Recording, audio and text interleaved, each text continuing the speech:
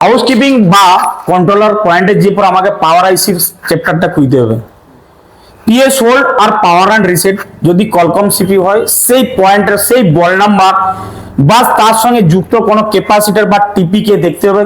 সেই টিপি হয় ভিডম্যাট থ্রুতে হোক বা লেআউটে যে পর কোন কম্পোনেন্টস আছে সেটা যে পর তুমি দেখেও সেই কম্পোনেন্টস আর পাওয়ার অ্যান্ড রিসেট আর পাওয়ার পিএস হোল্ড যখন পেয়ে যাবে, সেই দুটো পয়েন্টে আমাকে একটা তার দিয়ে শর্ট করে দিলেই আমি কি দেখবো, দিয়ে পরে আমি আবার সেম চার্জিং করলাম, দিয়ে পরে আবার সেম বাক কয়েল ইলেকট্রিক্যাল যে ভোল্টেজ গুলো না আমি দেখে দিলাম, বা হয়তো ওই পিএস হোল্ডার পাওয়ার অ্যান্ড রিসেটেরই ভোল্টেজটা যে পর চেক করবো।